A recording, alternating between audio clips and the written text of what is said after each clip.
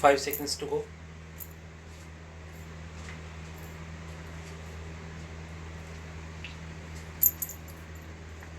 Start.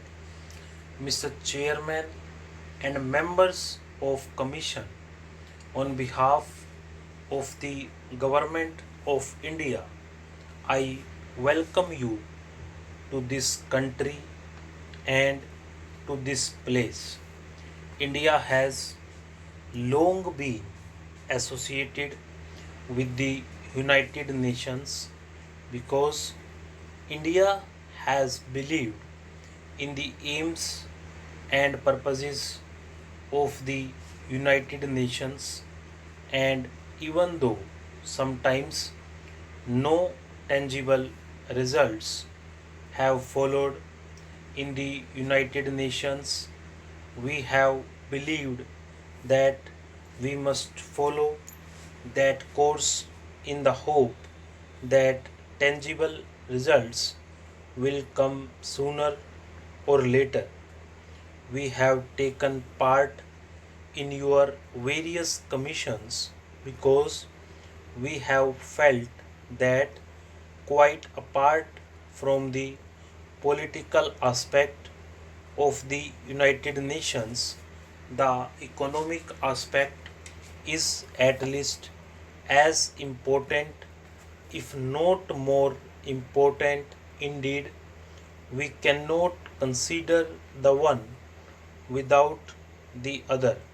Politically, we have not met with great success so far, but I think that if we succeed in the economic field, that will affect the political field also.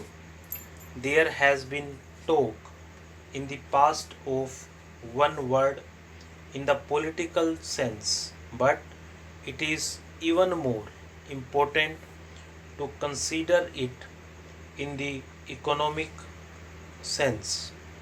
You are meeting here to deal with Asia and Asia's problems because we cannot escape looking at almost any problem except in the global context today.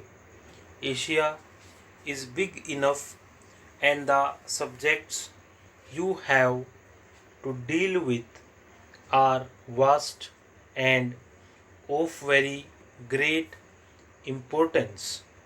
The governor of Madras referred to the numerous papers and memoranda that you have before you, and I feel rather overwhelmed when I look at all these files and paper, and when I see all these experts, because I can only speak as a layman.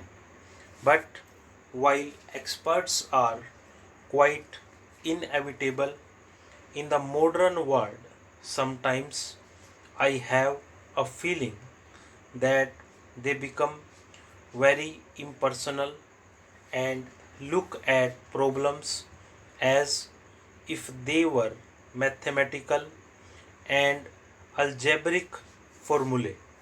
Well, we have to deal with human beings and the future of human beings, and Asia, the area under survey, has a population of at least 1,000 million human beings.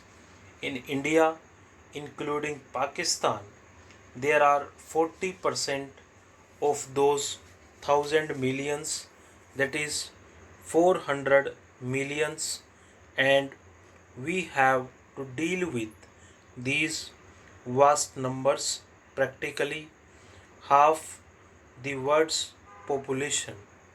If you look at the human aspect of these 1,000 millions, with their sufferings, with their wants, with their joys and sorrows, the problem becomes something much more than a dry economic problem which you have to solve. Now, for many years past, most of these problems have been considered in the world context, and I had a feeling, and I still have that feeling, that the continent of Asia is somewhat neglected, somewhat overlooked. It is not considered important enough for as much attention to be given to it as is given to certain other parts of the world. Possibly that has been so because most of the people who were considering these problems were themselves intimately connected with the other parts of the world, and naturally they thought of them in the first instance. Naturally, also, if I have to consider these problems, I would attach more importance to Asia because it affects me more intimately. About that kind of reaction apart, it is quite obvious that you cannot consider the problem of Asia or the problem of Europe or the problem of America or the problem of Africa in isolation from the problem of other countries. It just cannot be done, and if some countries which are fortunate enough today think that they can lead their lives in isolation, irrespective of what happens in the rest of the world, it is obvious that they are under a misapprehension.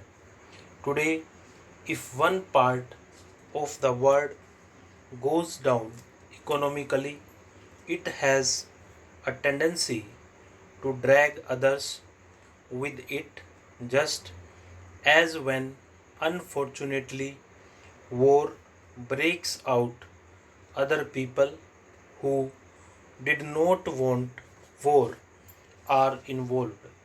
So, it is not a question of the prosperous merely out of the generosity of their hearts, helping those who are not prosperous, though generosity is a good thing, but it is a question of enlightened self interest, realizing that if some parts of the world do not progress, remain backward, they have an adverse effect on the whole economy of the world, and they tend to drag down those parts that are at present prosperous.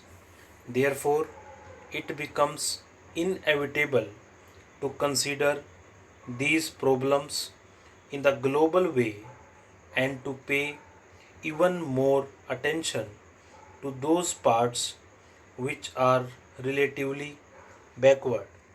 Asia has been for generations past in a some static and backward condition, but during the last few years mighty forces have been at work in Asia.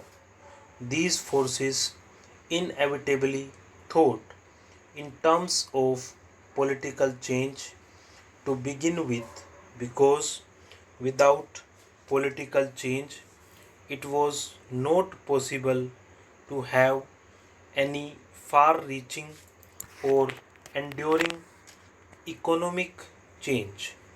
Large parts of Asia were colonial territory dominated by other countries. From that connection, they have obtained some advantage sometimes. While it did undoubtedly, in a sense, shake up that static condition, at the same time, it tended to preserve it too for the benefit of the people. Stop.